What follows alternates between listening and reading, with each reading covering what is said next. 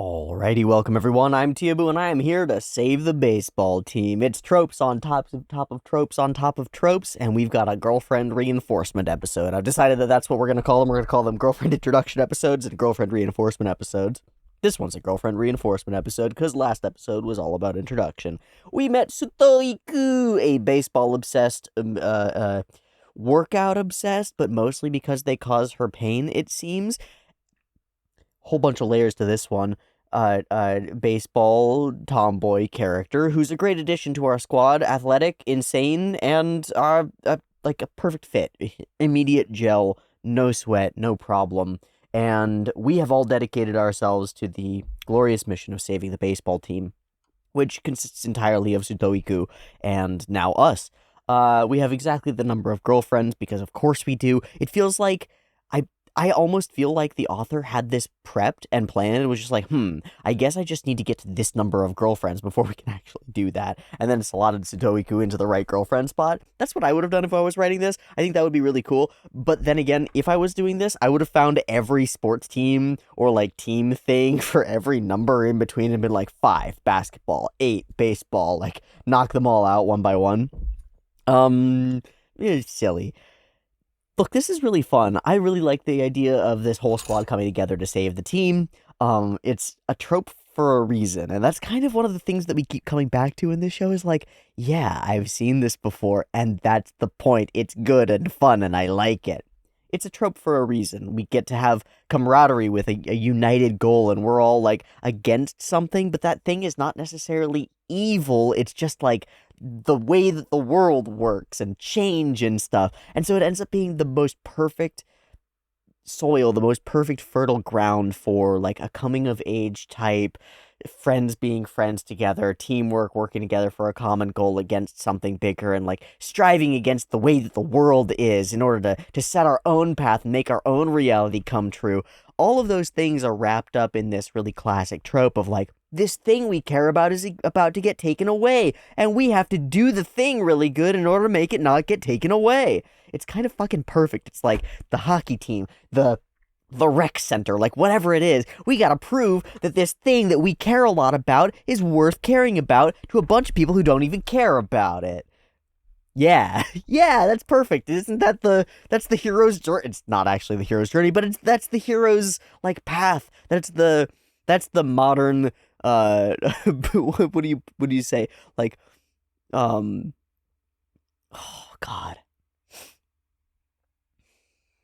The modern young individual seeking an identity external from themselves and being told by the world that they're not good enough to align with that identity or whatever it is, and then finding out that they are good enough to align with that identity and they can prove it and save something bigger than themselves, and it makes teamwork happen, and maybe there's some... It's really good. It's really good stuff. I recommend it. I think if you're gonna write a fucking kid's story, this is a great way to go about it. And if you're gonna write a silly story that jokes about the kinds of stories that we write, this is one of those kinds of stories, and it's all the better to joke about it. I'm getting lost in the sauce. Sutoiku is our baseball-obsessed girl, and she needs the baseball team, and we're gonna give it to her because we love her. And all of them have come to love her, and that's good. It's also perfect mishmash because they were all trying to lose weight because they'd all been eating too much. Don't really care about any of that. I really care about seeing our girlfriends do fun things and cute things out on the field. I expect that they will be not the best at this, which raises the core question of the last episode, and what I think is the core question of Sutoiku, which is, can she carry the team on her back, and should she? Or does she get to understand and learn what teamwork really means and what it means to be a part of one? Because that's what we did in the eating competition. Try to carry the team all on your own, on your lonesome, on your back. And it didn't end up working out. It wasn't quite enough. What we needed was a combination. We hit a really fine, sort of straight and narrow path down the middle that's like, yeah, you have to stand for yourself, but the team can back you up as well and do their best as well. There's like this in-between zone of like, no, they're not experts at this the way that you are, but that doesn't mean that they're worthless. And that doesn't mean that Sutoiku has to take all of this burden of success on herself. But she will, because that's her mindset. That's like who she is. So how do we skirt this line? How do we walk that fine line in the middle where Sutoiku gets to use her prowess effectively, but is not the only one who matters here, and likewise still matters and is not overwhelmed by the power of the team, right? And doesn't get sort of lost in that, but is able to rely on them significantly and to trust them, right? Because there's this element of like experthood and good enoughness where Sutoiku is like, she pushes herself and pushes herself and pushes herself because she has to be better. Better. Good enough to like carry everything. And I wonder if that will ever reflect as like, why doesn't everyone else push as hard as I do? You know, here I am putting my all into this. Maybe it won't get quite so like dark, but just like, I'm the one who's responsible for all of this, and therefore I'm the one who's like, I've got to overextend myself. I wonder if we'll have her overdo it or get injured in the process of this. And I wonder if we're capable of finagling a way of losing. Because if you're writing this simply, our characters train for a while, and then they all, with the power of magic Sutoiku, they go and they win. And then everything's fine, and the baseball team is saved, and all is well. But if you're gonna get a little funky with it, is there a way that we could lose and then still have the baseball team exist? Or otherwise lose and then have like some kind of victory for Sutoiku anyway? I don't know. Now that I say it out loud, both seem kind of flat. One being like, okay, we just win, and everything's fine. All right, cool. And the other being like, we lose, but winning wasn't the point anyway. Seems kind of flat too. It's like, but we the real victory was the friends that the Rentaro family that we made along the way. That almost works in context of the show, but it doesn't work for Sutoiku because she wants the fucking baseball team, and we want to make that happen for her. So let's see what we actually end up doing here. My guess is that we just win. My hope is that we win against the gorillas, Clint Eastwood and all. My drawing is a person hitting a baseball. I tried for dynamism and I failed miserably. I gotta work on that. It was fun. Person hitting a baseball. I require multiple gloves on hand. I have tea and it's ready to be drunk. And I'm really grateful that you're here to join me for another episode of 100 Girlfriends. Let's dive into it. I've got episode 6 of it ready to go. It's titled A Home Run Promise, and that's exactly what it is. Let's see if we can actually knock it out of the park. It's up and ready to go. There'll be 2 versions, picture-in-picture in the description, timer on YouTube, beep beep timer to count it down, early access on the Patreon. Thank you for the patrons. Patrons, you're the fucking bomb diggity dog. Also, I had to rebuild it because I don't know where all the files went. For a while, I had like a little song that played at the end of every episode that I did, with like tea pouring and little anime, and I would have all the names of all the like the devotee and up patrons go by and be like, well, thank you so much for supporting this channel and making it work. And for like months I haven't been able to find the files for it, so I've just been not putting it at the end of the things, and finally I was like, what the fuck am I doing? I'll just rebuild it. And so I rebuilt it, and I built a new little thing. I'll put that at the end. It'll be yay. It'll be sweet. So if you want your name on that list, big long list of scrolling people with smooth jazz playing in the background and cute anime tea being poured, go check out the Patreon because that's how you get there, and also access to the Discord and early access to the videos and all that stuff. And let's watch 100 Girlfriends and see if we win this thing. Beep beep timer for episode 6.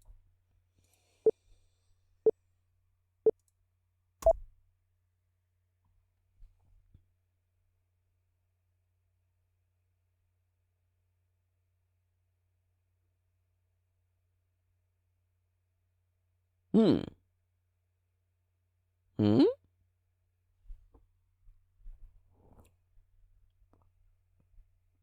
What the fuck? What the fuck? Who the fuck are they?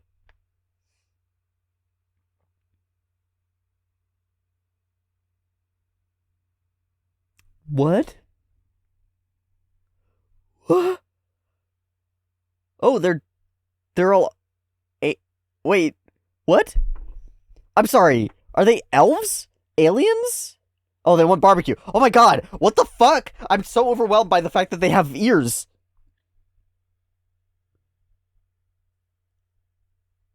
She's so old. Oh, she's a dinosaur.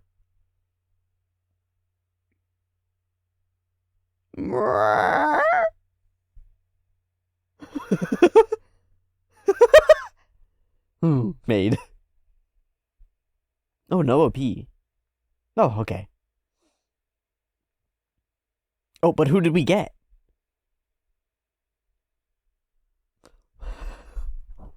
Sorry. Why does the other team look like they're straight out of Space Jam? Didn't we make a Space Jam joke last time? Why are their team Jurassic? Why is their team, like, captain a Triceratops lady?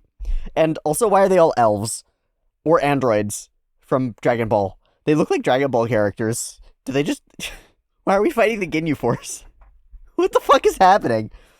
I shouldn't have this sort of reaction to this show. Like, I really shouldn't. At this point, I should just be like, yeah, things are gonna happen. Totally normal. But what the fuck? I think it broke me. It starts with the KK sisters. What the fuck?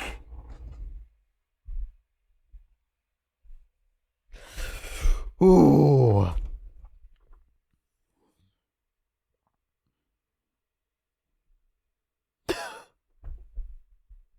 I'm in another world now. I'm gone, guys. I'm out of here. Bye.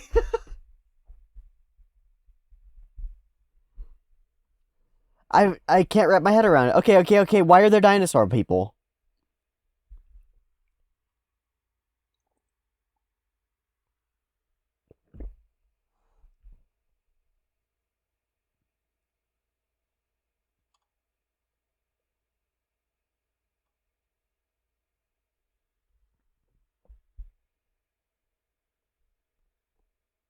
We just had a name. Bratfurst?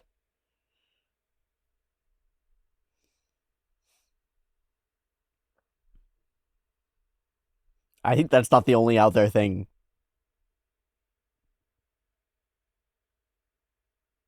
Okay, she's pitching, which means we have every opportunity to strike. Uh-huh. A renowned dragon slayer indeed. Strike zone. Butt out! Oh my god, awesome.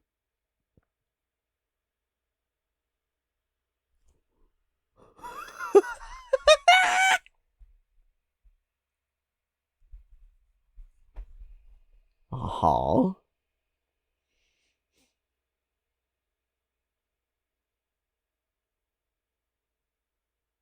Oh.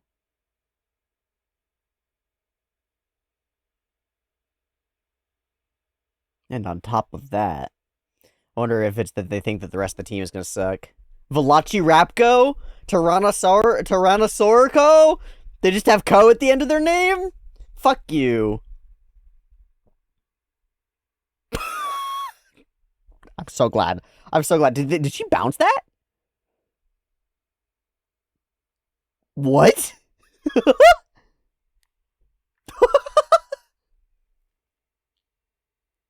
Defeat. Complete defeat. That was awesome. Oh.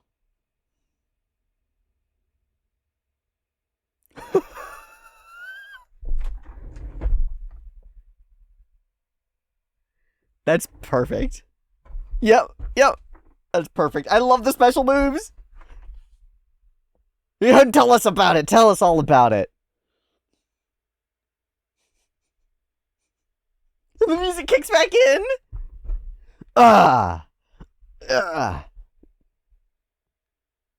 Destiny double battle titan.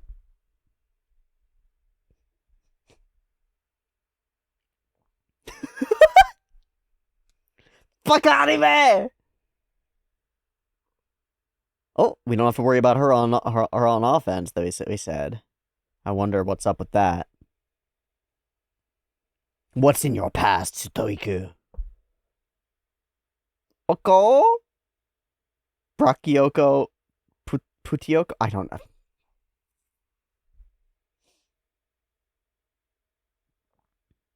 Tyranno. Cannon. What? Mental block. Mental block. Iku. Iku, what is it? Oh, she can't hit a middle fastball. Something like that. Oh shit. Nope, this is trauma. This is trauma.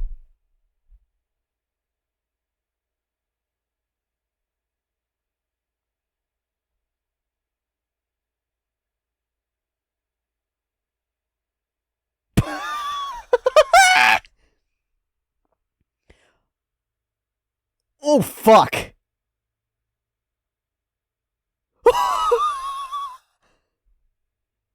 Is she worried that she's gonna hit somebody in the audience? That's what it looks like. She keeps looking at where her ball would go.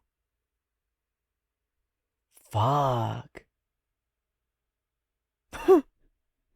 It's really a D&D. It's really a fucking D&D power, huh? Once per day.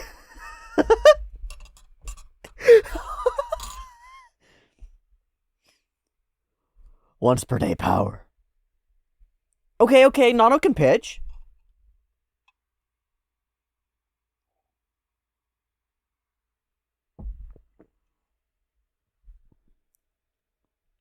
For sure. This is cool. A twist. Oh.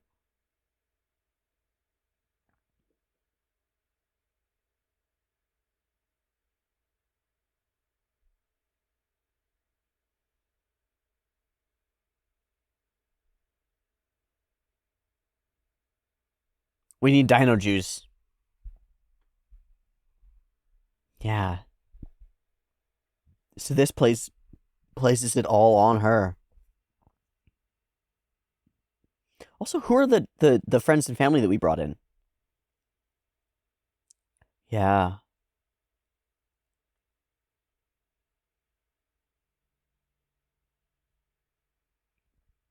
But who are our others? We're just skip that.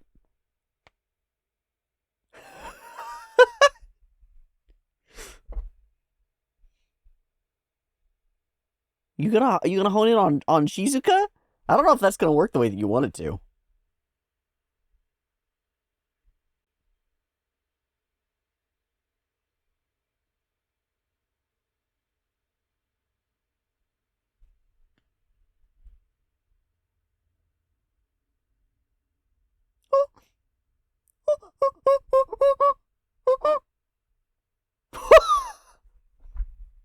I don't. This will not work. This will not work. It's mean. That's mean.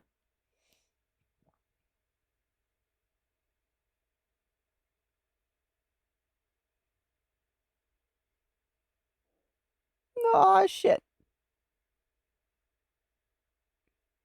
Aw, shit. She's in head. Otto! Otto! Oh, oh, oh, oh.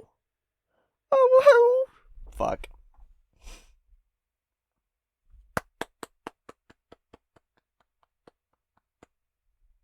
Nice pass.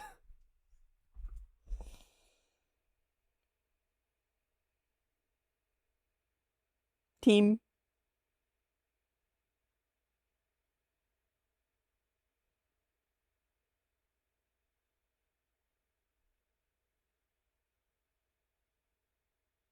No shot. This is team. Oh. This is really sad. That's fucked up. Wait, she's speaking.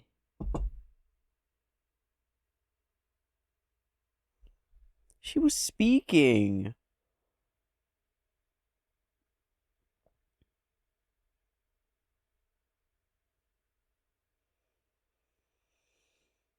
Yeah, they're getting to us. We got loser vibes. Sad loser vibes.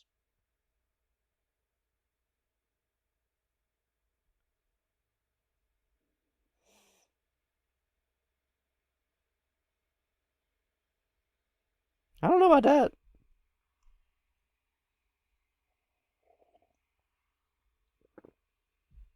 You say what about my Shizuka? Bum. Fuck yeah! How?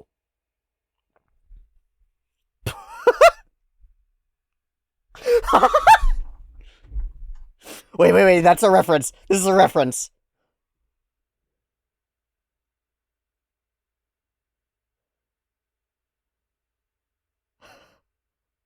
I have no idea what to. It's like 3 references. So wait, our power is that you... Yeah! That's what I was thinking. Yeah!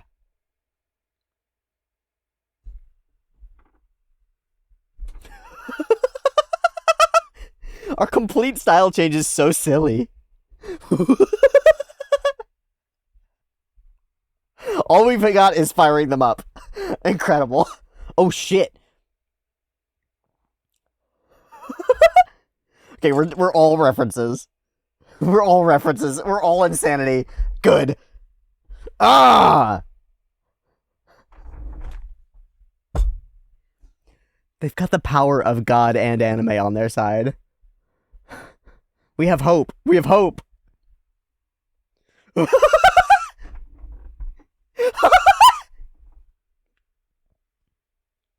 Yeah, who's speaking?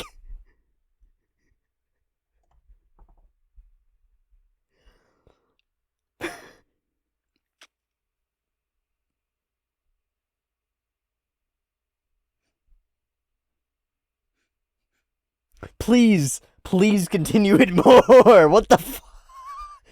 So we really decided that we're just gonna dispense with the narrative. It's actually just all gonna be meta.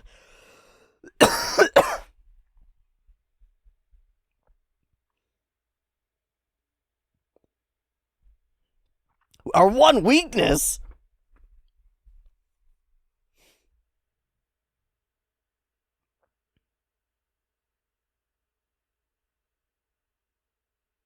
Smallify. Fuck yeah.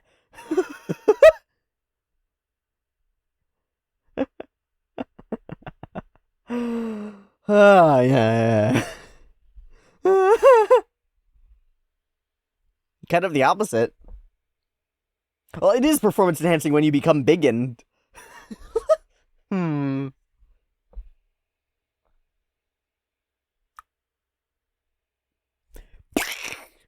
The fire in her eyes.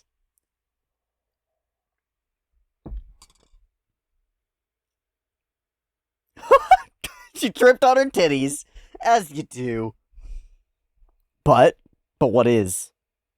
Oh, never mind. Of course.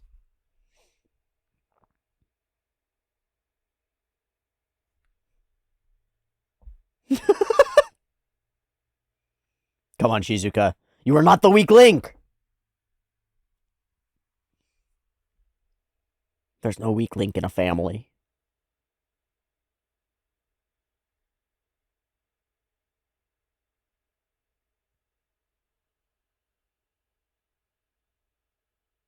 With the power of Super Saiyan. It's crazy that we made this about Shizuka.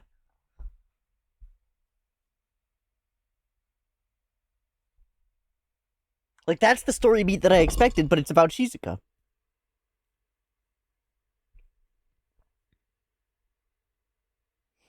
Put your whole body in front. Oh! What? She's just gonna hit it with the tip? It's gonna send her flying. She's gonna hit a fucking home run. Oh, or a bunt. Okay, good. We did it. No. No. She's the fastest. Look at the little track, too.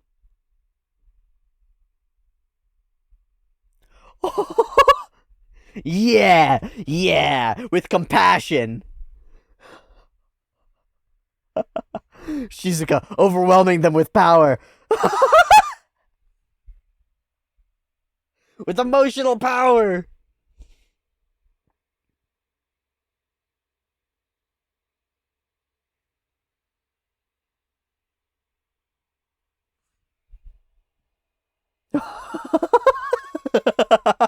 Eh?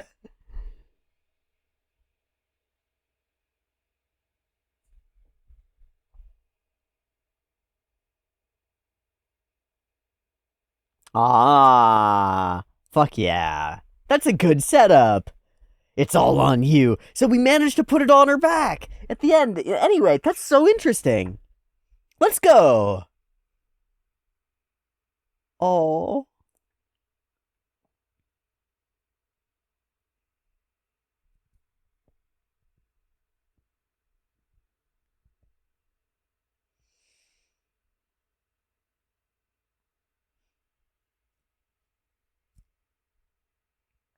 Yeah, what's the stuff?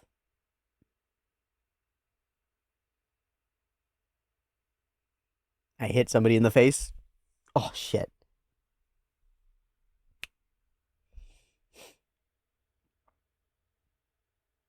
And they like know about this.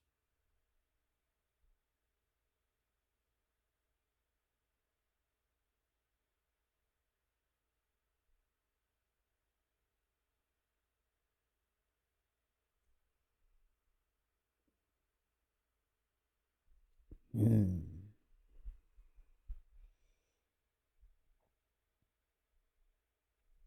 It won't have been meaningless, but okay, vibes.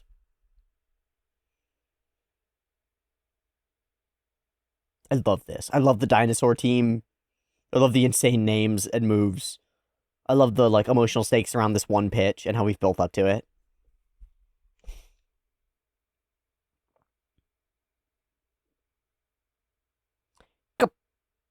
Bam!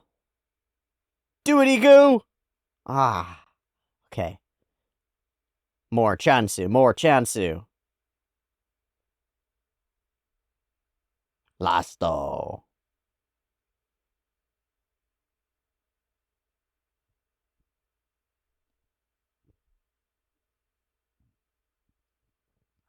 Rentaro, say something? Rentaro, say something?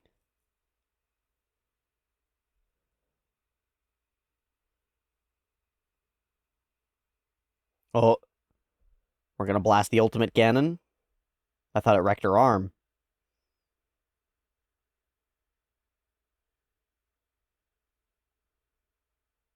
The Handbreaker. I thought it was only usable once in a day.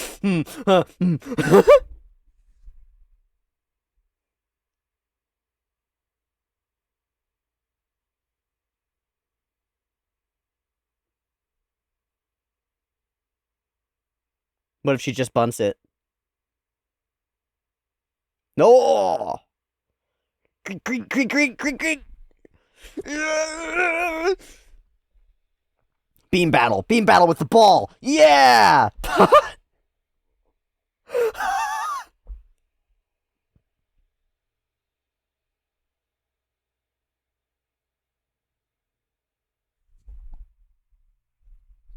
Do it! Oh, shit. Oh, that's really cute. Catch it with your face. Catch it with your face, motherfucker.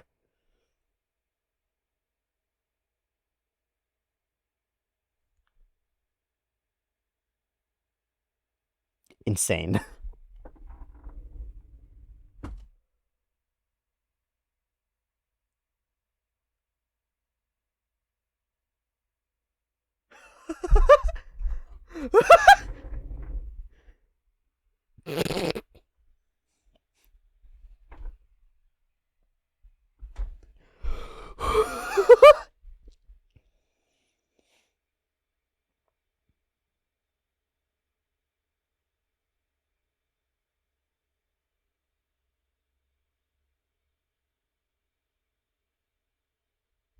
That was awesome.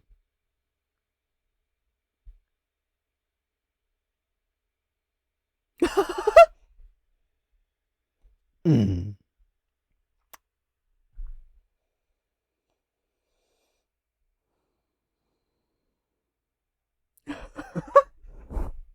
Nothing ga Coco. Holy shit. And we're both stripped bare.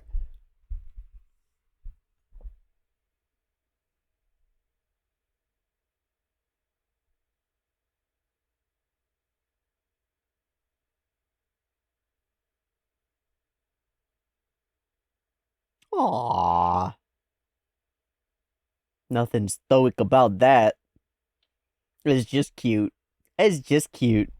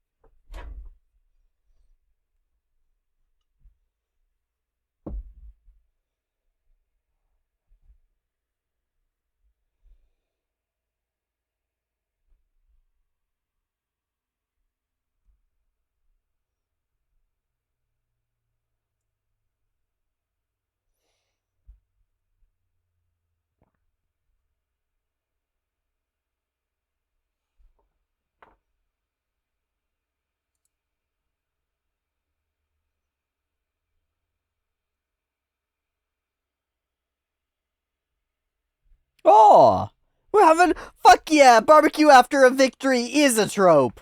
Oh, we're all eating. Yeah. Let's go. It's not about the victory, it's about the food. I love her. Oh. Oh.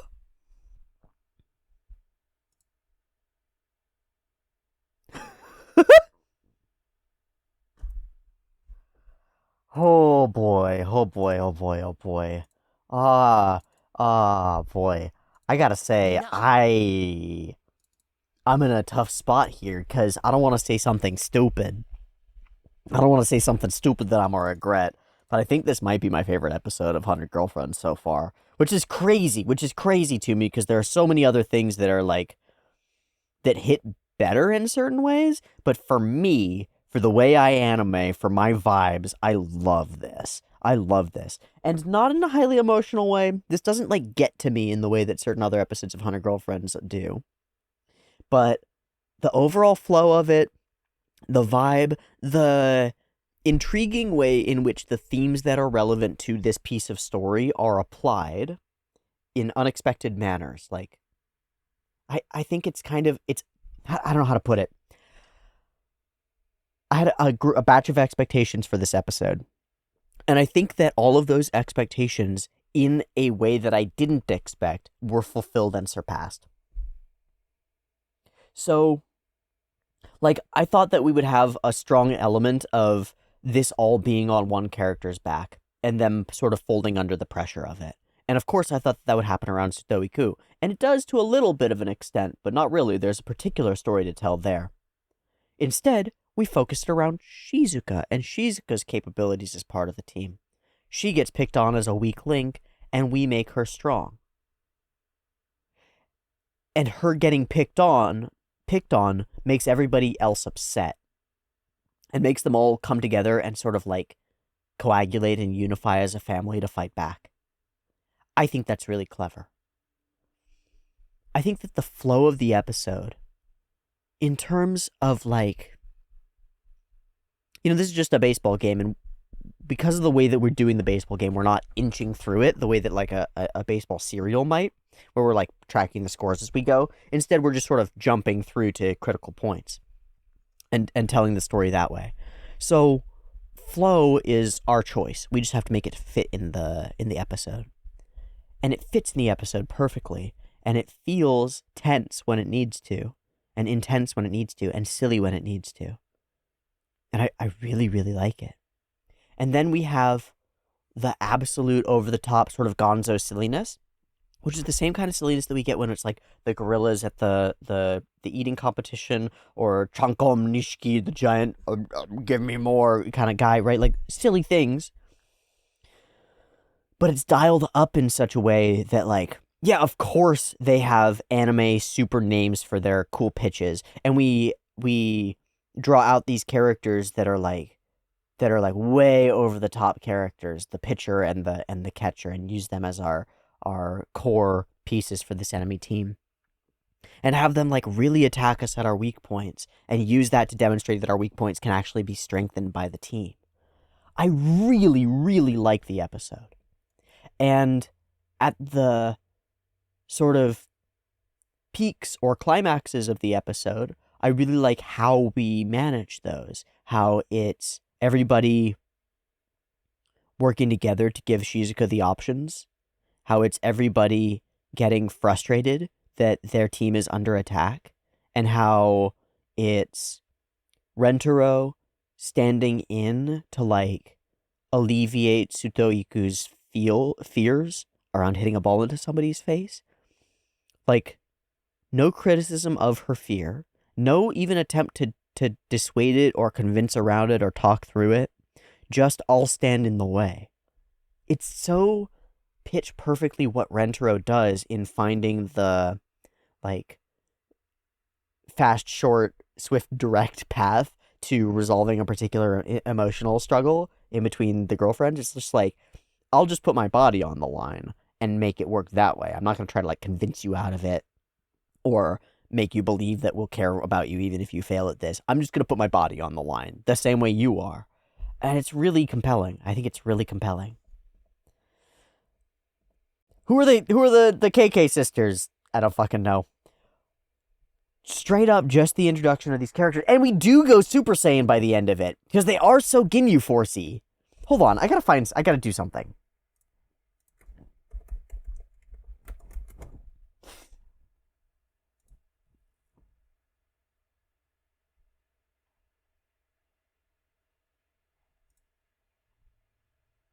Nah, okay. I was just trying... I don't know. I was like, I wonder if the hair colors match up with the Ginyu Force or something. I don't know. What crazy character designs? They're all Tyrannosaurs, I guess. They're all dinosaurs. Insane. I'm in my mind, I'm thinking that she's like one of the giant bugs that existed in ancient times. I am obsessed with the fact that they all have unique hairstyles that do all feel a little bit reptilian. I have no idea why so much effort went into designing these characters this way, but I love them, and I would love there to be more of them. Also, their shaky grandma, who is I don't know, insane. So we're able to bring friends and family in, and like, who do we bring? Oh, I guess it's that. Oh, because they're not students. Middle schooler, parent, maid. That makes sense. I'm stupid. It's just the squad. Of course. Okay. I love how much of this story is told from, like, fly on the wall in the enemy's perspective. It's really interesting in the framing of things, because it, like, lets us in on their plans and stuff and their machinations. And in doing so, it kind of, like, man, it ends up being so perfect. It introduces that Suto has a problem without telling us exactly what it is, because they know about it and can exploit it without actually saying it out loud. So we're ending up guessing at it while it's actively harming us. That's really cool. And then telling us about the special moves as well. Oh man, the amount of fourth wall breaking just keeps increasing, and I can't wait for it to keep increasing more. And then I wish very much that I had seen more baseball anime, because I know that there are a chunk of things that are baseball anime specific references. There are other references, right? There's DBZ references, but I know that there are baseball anime specific references beyond the one goofy one that they talk about. And then all of that is just set off with our characters being really cute and getting characterization. This is part that I think is really crazy. Our episode has nominal focus on Shizuka and nominal focus on Sutoiku. And yet we manage to have every other character individually on screen in a way that characterizes them. Let me, like, right? Like, all of them. Nano gets to pitch at one point. Each of them does something with fielding a ball or similar. Like, Hahari even manages to take a base with her titties. Huh. It's that must be effortful. Oh man, total despair, stupid baby, and she goes full insane. Okay, so this style, what is this? What is this? This is a direct reference to like Prince of Baseball or King of Ace or Ace of Aces or whatever, Ace of Home Runs. This is a direct baseball anime reference, right? Anybody know what it's to? I don't know. Yeah, but you know what? I'm gonna find it. I think it's a Diamond No Ace reference based on the art style. Because that's production IG Madhouse, and this style is it's my guess. I don't know.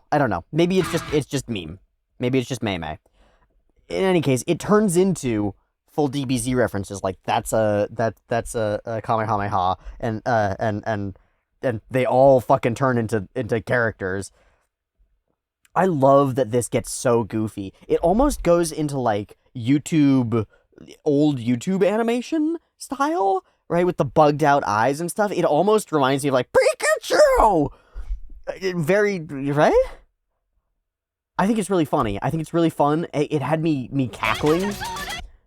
We sort of devolve all the characters, and we have the other team expressing throughout this that they're absolutely baffled by what's going on, and I think that's that's the key. That's the key element, is that the characters in universe recognize how ridiculous this is, and that tells us that this is actually ridiculous and it's okay for us to be laughing at it and for it to be as silly as it is.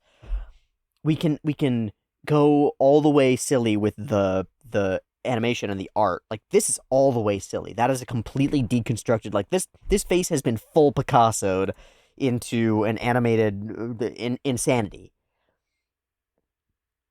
And we can do all that. We can elevate everything up. And then the characters in show are going, what the fuck is this? And that just adds to the absurdism. I love it. I love it. This is a next level of comedy anime. Really, really, really, really. I've seen things like it, but never quite like it. Does that make sense? Does that make any kind of sense? I hope that makes sense.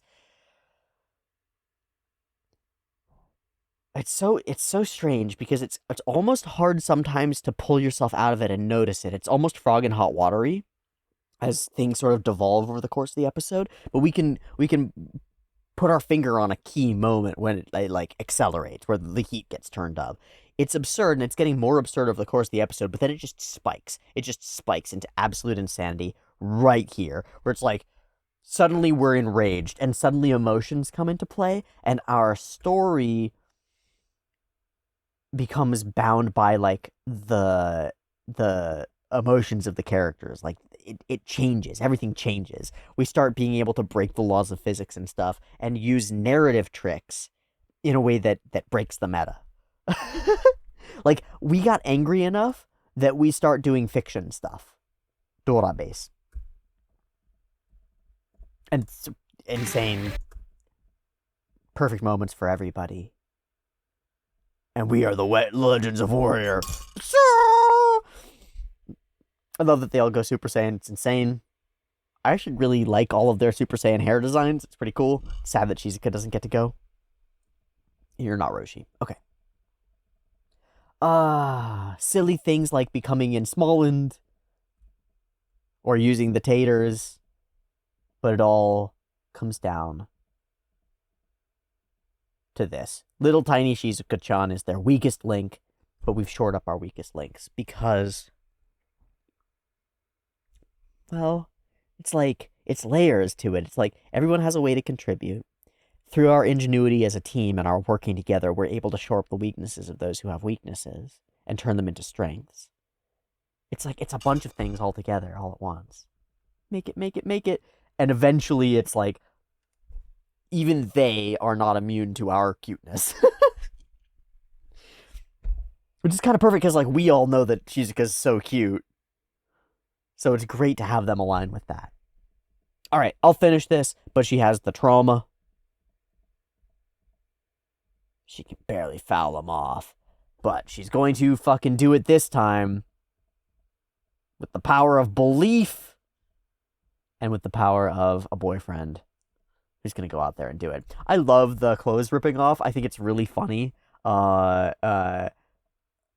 And I just think it's really funny. And then his clothes rip off too, which is, it's just absurd. Okay, the show manages complete absurdity with an emotional core and the ability to continuously surprise me with the way that it actually executes on its premises. Every bit of this episode is like stuff that we could have pulled from knowing where we were going in. They're gonna win or it'll be close.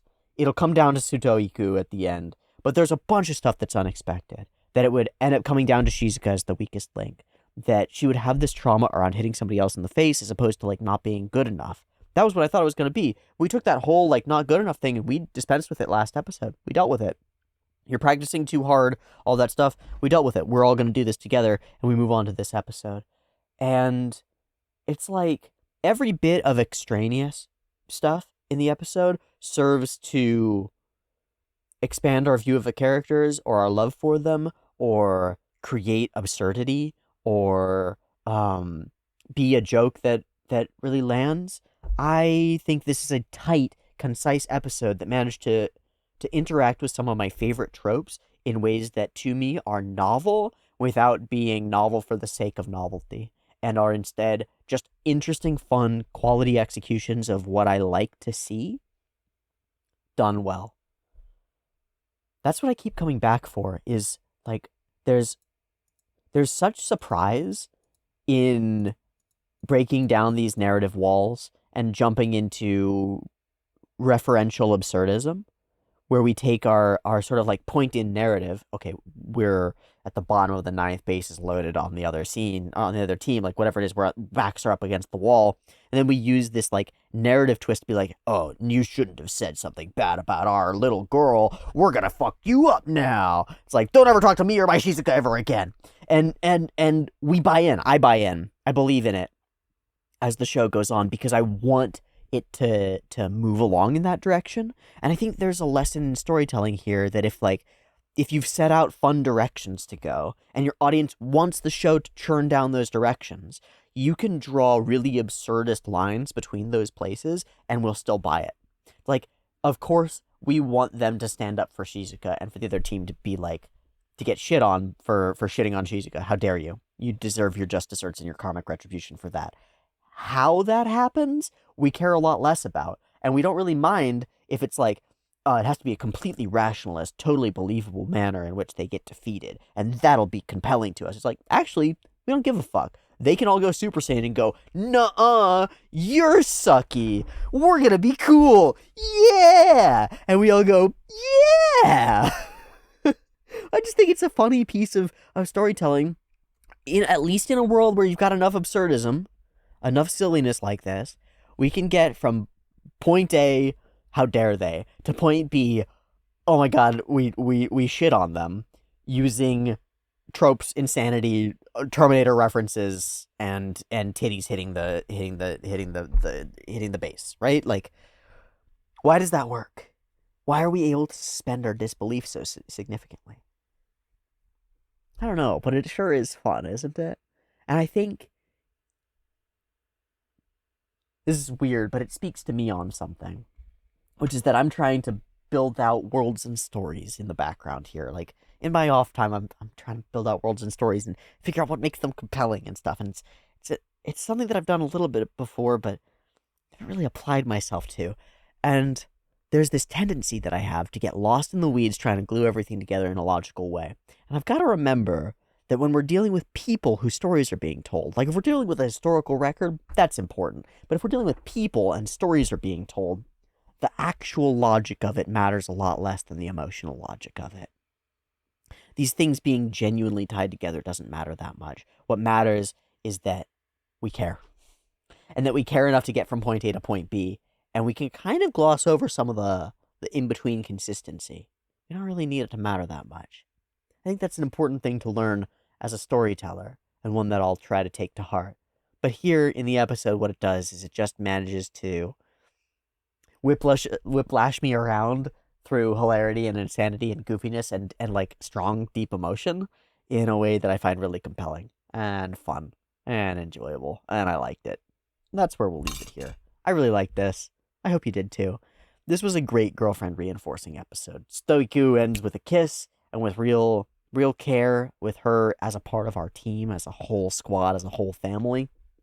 And I'm excited to see how our family moves forward and incorporates whoever our next girlfriend is. We're down to 2 options here for the season, unless there's another secret girlfriend. We have the blind, the dark-haired, and the one who sews, it seems, or makes plushies. And we have the Ojo-sama with the long curlies. Who's it going to be next time? I have no fucking clue, but I'm excited to join you next week to find out for more 100 Girlfriends. Thanks so much for coming and joining me for this weird baseball-infused episode of 100 Girlfriends. I hope you enjoyed it. It was definitely a straiku for me, as in, like, right in my strike zone. Good shit. Really enjoyable. Fuck yeah. Thanks for joining me. In these trying times, it's good to have a little bit of humor and a little bit of love. So, I hope you take that in too, and I'll see you next week for more. Check out the Patreon if you'd like to. Much love. Peace.